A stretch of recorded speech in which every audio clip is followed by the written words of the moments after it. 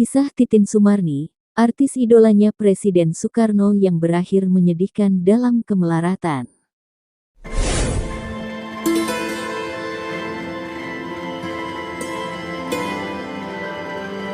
Industri hiburan terus mengalami kemajuan dari masa ke masa, nama-nama artis terkenal terus bermunculan silih berganti. Beberapa di antaranya melejit menjadi idola masyarakat. Di era 2000-an, tidak sulit menemukan artis di layar kaca, terutama sejak dimulainya era parabola dan bermunculnya televisi swasta.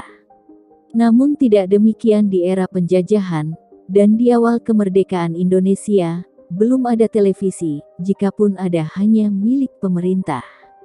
Maka artis saat itu lebih banyak akting film layar lebar, dan tampil dari panggung ke panggung terbuka, baik bernyanyi maupun menarik. Nah Sobat Onet, di awal kemerdekaan ada salah satu artis cantik yang sangat populer, ia adalah Titin Sumarni. Wanita kelahiran Surabaya pada tanggal 28 Desember tahun 1930 itu, menjadi idola masyarakat tanah air pada waktu itu, bahkan Presiden Soekarno pun ngefans padanya. Titin Sumarni disebut-sebut sebagai artis tercantik Indonesia pada masa jayanya. Titin Sumarni terkenal karena beberapa film yang ia perankan, popularitasnya tahun 1050-an, melebihi artis-artis lain, seperti Neti Herawati, Elia Rosa, dan yang lainnya. Film pertama yang dibintanginya pada tahun 1953 dengan judul Putri Solo. Kemudian membintangi beberapa film yang diberi nama box office di masa itu. Dalam kehidupan pribadinya, Titin Sumarni sudah menikah sebelum ia terjun ke dunia film. Pada 1948, Titin menikah dengan seorang pegawai Jabatan Perekonomian Tasikmalaya bernama Mustari. Ketika menikah, Titin baru menginjak usia 16 tahun. Sementara Mustari berusia 32 tahun. Dari pernikahannya dengan Mustari, Titin memiliki seorang anak laki-laki yang diberi nama Tommy Sarif. Namun pernikahannya dengan Mustari kandas di tengah jalan. Setelah bercerai, Titin kemudian menikah lagi dengan Saerang, seorang pengusaha kaya dari Sulawesi Utara. Setelah menikah untuk kedua kalinya, kehidupan Titin bukannya membaik. Bahkan pernikahannya dengan Saerang disebut-sebut sebagai awal dari kehancuran kehidupan Titin. Nama Titin hilang bak ditelan bumi. Sekitar 1959, publik tiba-tiba digegerkan dengan pemberitaan di media yang menyebutkan Titin ditemukan di kota Bandung dalam keadaan depresi. Lebih parahnya lagi, bahkan Titin jatuh miskin. Ia menjadi sangat melarat dan tidak memiliki biaya untuk berobat.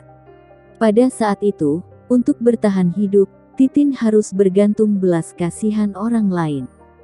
Dan pada tanggal 4 Juli tahun 1966, surat kabar menyatakan, Titin depresi karena gagal menggugat seorang pengusaha bernama Muhammad Yahya Ali.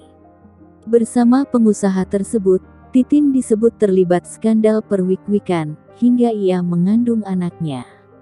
Dan pada tanggal 13 Mei tahun 1966, Titin dinyatakan meninggal dunia. Kematiannya yang secara tiba-tiba membuat publik curiga. Akhirnya penyebab kematian Titin diungkap oleh dokter yang menangani Titin, yakni Benyamin Kasupit. Ia mengatakan, Titin meninggal dunia akibat keracunan makanan, setelah Titin menyantap makanan yang diberikan dari seseorang. Namun tak sampai 12 jam, Supit meralat pernyataan tersebut dan kepolisian langsung mengeluarkan rilis resmi mengenai kematian sang aktris. Sebab kematian Titin Sumarni, bukan karena keracunan tapi akibat komplikasi antara penyakit lama yang dideritanya dengan serangan buang air terus-menerus. Padahal sebagai aktris terkenal, Titin Sumarni memiliki kekayaannya, mobil lebih dari satu, hingga beberapa bangunan rumah, tapi setelah itu dia hanya memiliki beberapa lembar pakaian yang sudah lusuh. Hingga akhirnya, Penyakit yang diderita Titin selama bertahun-tahun membawanya pergi menghadap Sang Maha Kuasa. Ya, tepat pada tanggal 15 Mei tahun 1966, di umurnya yang masih cukup muda, yakni 35 tahun, Titin justru meninggal dalam kemiskinan. Sungguh sangat miris, mengingat Titin seorang yang pernah menghibur rakyat Indonesia, ia malah meninggal dengan kondisi yang menyedihkan.